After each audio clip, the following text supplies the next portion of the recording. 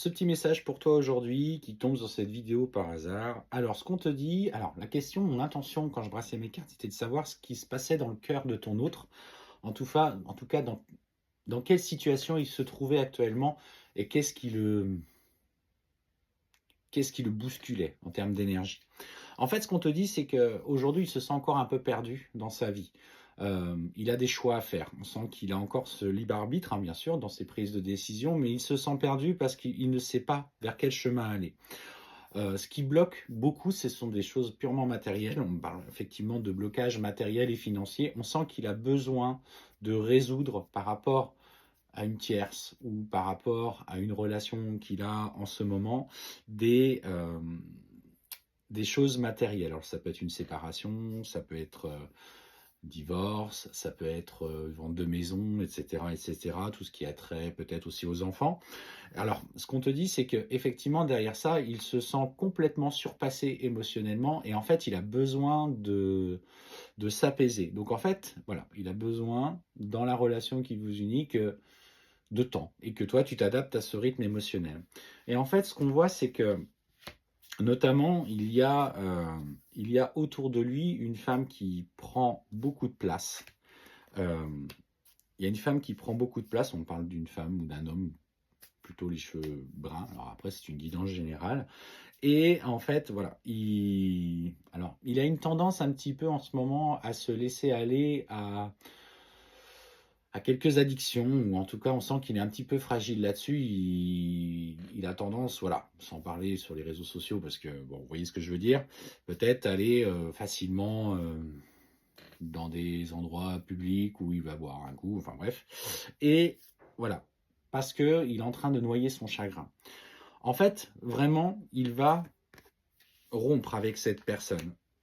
Il va prendre la décision de cette rupture. On te dit que pour l'instant, il n'est pas encore prêt à le faire. Il est noyé justement dans ce chagrin. Parce que lui, il a encore malgré tout des sentiments. Alors, que ce soit ces sentiments qui soient de colère, de frustration, mais il y a encore quelque chose qui les lie tous les deux par rapport à ça. Donc, voilà, il va essayer de s'apaiser et de penser à autre chose. On voit que, en tout cas, il n'est clairement pas prêt aujourd'hui à s'inscrire dans votre relation. Il a d'ailleurs des pensées pour toi, mais ce qu'on te dit, c'est qu'il fait aussi des rencontres de son côté qui ne sont pas constructives. Euh, à chaque fois, il essaye en fait de t'oublier. Pour le moment, il n'est clairement pas prêt, on le voit bien. Mais dans le lien qui vous unit, et malgré la distance qui est là aujourd'hui, ce qu'on te dit, c'est que malgré ses mauvais penchants, malgré aujourd'hui ses difficultés, il va reprendre la communication avec toi d'ici quelques temps. Donc, on te dit que tes doutes et tes peurs ne sont pas fondés, il va revenir vers toi. Il essaye un petit peu de se reconstruire maladroitement, je l'entends. Il ne fait pas le choix de revenir vers toi parce que toi, aujourd'hui, tu représentes beaucoup d'émotions, beaucoup d'amour, et en fait, il est dans le rejet de ce sentiment, de ce rejet d'amour.